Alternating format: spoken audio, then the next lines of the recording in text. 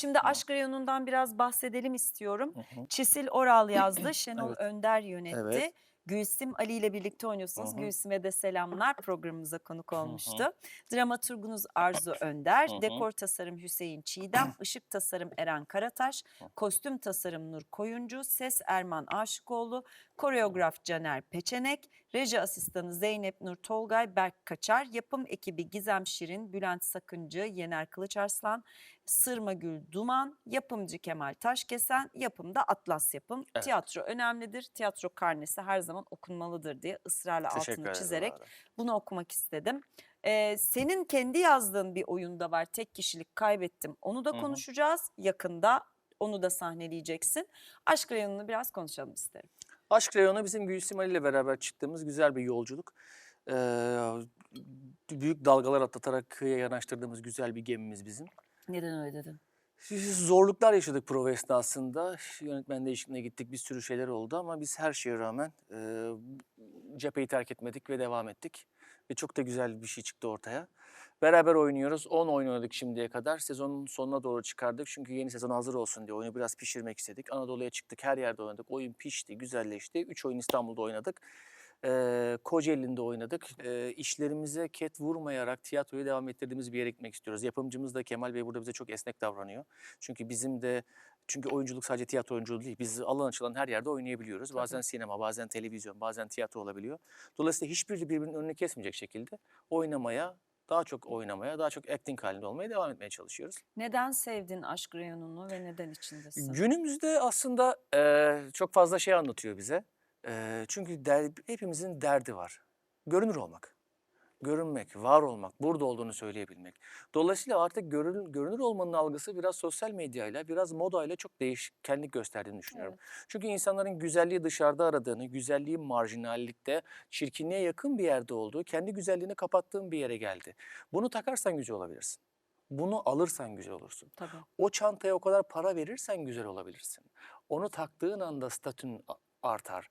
Bir cemiyete hitap edersin. Algıları günümüzde sosyal medya ile beraber fazla bir hale geldi. Çoğaldı. Biz oyunumuzda aslında bunu eleştiriyoruz bir yerde. Aşk reyonu. İnsanların birbirine olan aşkı, markaya olan aşkı, güzelliğine olan aşkında ıskaladıkları, fark edemedikleri, kaybettikleri üzerine anlattığımız Hıı. aslında komedi ama derin bir yerden de sistem eleştirisi olan bir oyun anlatmaya çalışıyoruz.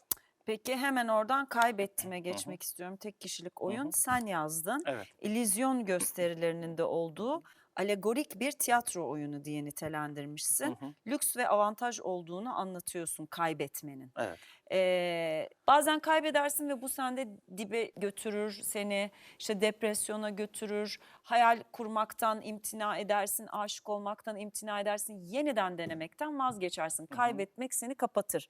Sanki sen kaybettiklerinle kendi varlığını oluşturmuşsun gibi bir halin var.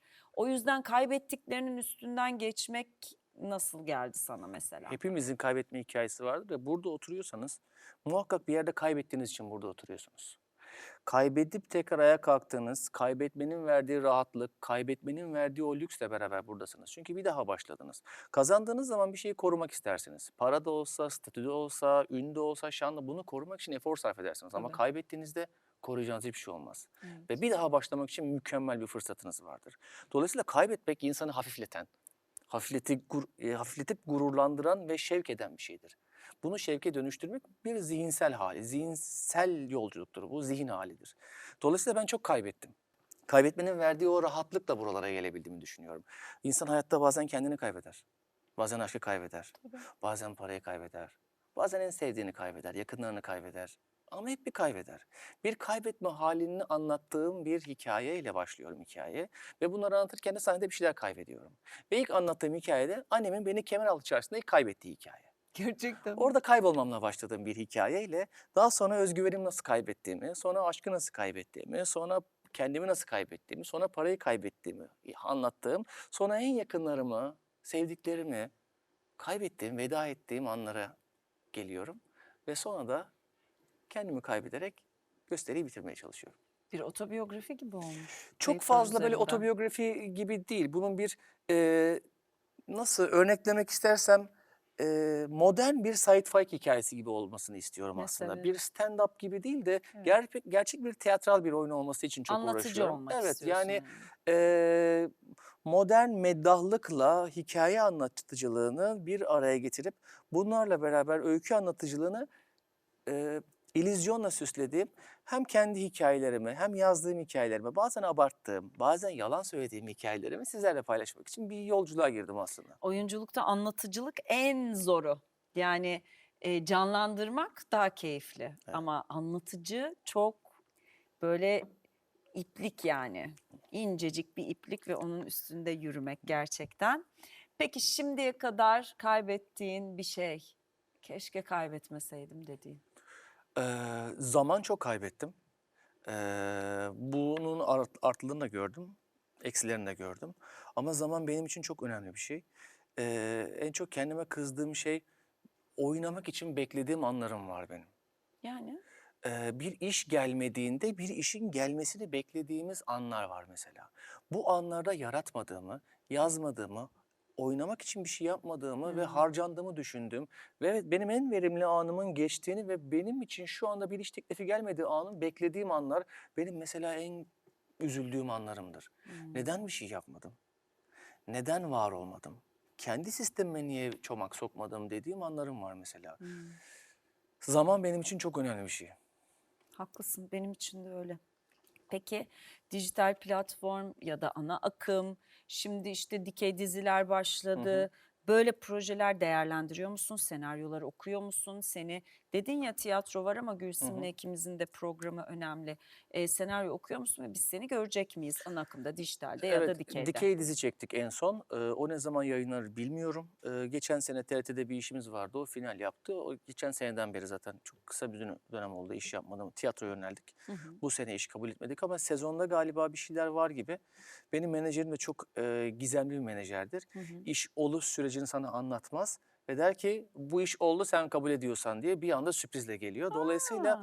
onun da bana sürpriz yapmasını bekliyorum şu anda. En son bir brief geçti bir şeyler olacak gibi falan filan. Acaba ne olacak diye bekliyorum ben de efendim. Sürprizlere Aynen açığım öyle. diyorsun. Yazıp prova yaparak kaybettiğimi çıkararak geçirmek istedim. Bakalım sezona neler yaparız bilmiyorum. Harika. Tatil planı var mı? Benim İzmir'de küçük böyle bir denize yakın bir evim var. Ya, ne güzel. Orada ben oraya hemen base'i oraya kuruyorum. Oradan Kaş'a, Fethiye'ye falan Marmaris'e gidiyorum. Gidersem yurt dışına oradan gidip tekrar oraya geri geliyorum ama hep orada oluyorum. Yani Oh, İzmir'de küçük Seferihisar'da küçük böyle bir ne evim var. güzel. Seferihisar çok güzel Çok yer. güzel bir yer. Bekleriz Harika. efendim. Teşekkür ederim. Fotoğrafımızı çektikten sonra anı defterine yazı yazmanı rica edeceğim. Tabii ki.